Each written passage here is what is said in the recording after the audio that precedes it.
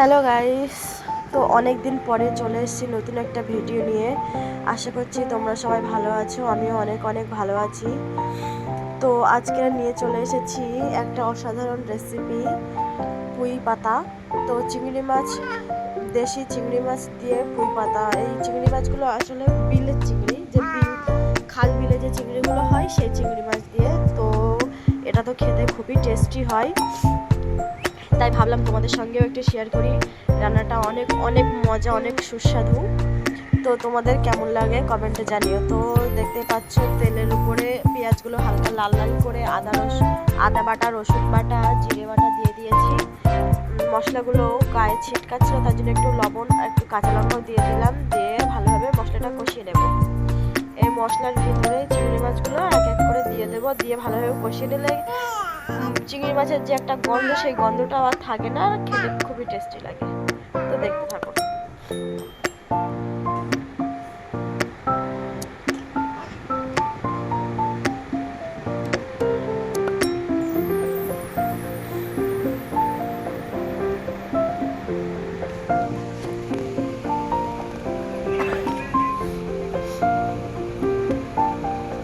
তো এখানে ভালোভাবে চিংড়ি মাছটা আমি কষিয়ে নিচ্ছি। তো এতদিন অনেক দিন এই ভিডিও ছাড়া হয়নি, কারণ কিছু শরীর অসুস্থতার কারণে ভিডিও ছাড়তে পারিনি। তো তোমরা পাশে থেকো, আমার এভাবেই পাশে থেকো, এভাবে ভিডিও আস্তে আস্তে আবার রেগুলার ভিডিও দেবো। তো এবার চিংড়ি মাছগুলো কষানো হয়ে গেছে, এর ভিতরে পুঁই পাতাগুলো দিয়ে দেবো। পুঁই পাতাগুলো একদমই টাটকা, মাঠের থেকে সবে আনা, এনে এগুলো রান্না করা হচ্ছে। তো খেতে আরও খুবই সুস্বাদু হবে। চলো দেখতে থাকো।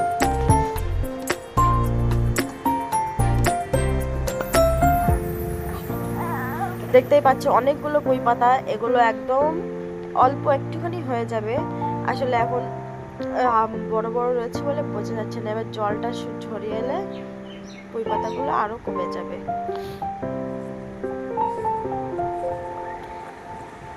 ওদিকে ভাত রান্না হচ্ছে, আর এদিকে হচ্ছে চিংড়ি মাছ দিয়ে পুঁই পাতা। তো একে একে পুঁই পাতাগুলো সব দিয়ে ঢাকনা চাপা দিয়ে রেখে দেবো। তো এর ভিতর থেকে যে জলটা বার হবে সেই জলেই রান্নাটা পুরোপুরি হয়ে যাবে। শেষে অল্প একটু জল দেবো, কিন্তু এই জলটাতেই রান্নাটা পুরোপুরি হয়ে যাবে।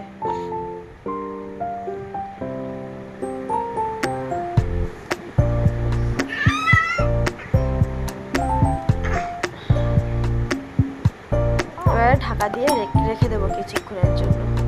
তো দেখতেই পাচ্ছ অতগুলো পুঁই পাতা কতটুকু হয়ে গেছে, এগুলো আরও কমে আসবে।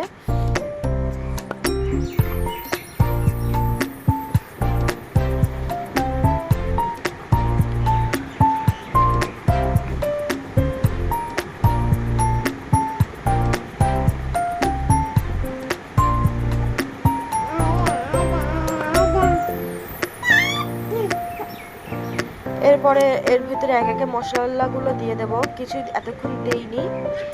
হলুদ গুঁড়ো দিয়ে দিলাম। এরপরে একটু দেব বাড়িতে তৈরি করা ভাজা মশলা। তো এই ভাজা মশলার রেসিপি মানে আমি কীভাবে ভাজা মশলাটা তৈরি করেছি সেটা যদি তোমরা জানতে চাও তো কমেন্টে জানিও। কীভাবে করেছি সেটা তোমাদেরকে একদিন জানিয়ে দেব, সে ভিডিওটাও একদিন দিয়ে দেবো। তো এবারে ভালোভাবে এটা নাড়িয়ে নিই। কথা শুনে তো বুঝতেই পারছো প্রচণ্ড শরীর এমনিতেই খারাপ, ঠান্ডা লেগেছে, জ্বর। তো তারপরে ভাবলাম তোমাদের জন্য একটু ভিডিও আনি। একটু অল্প করে জল দিয়ে দিয়েছি। এবারে পুঁই পাতাটা হয়ে এসছে প্রায়, জল দিয়ে দিয়েছি, জলটা শুকিয়ে গেলেই পুঁই পাতাটা নামিয়ে নেব।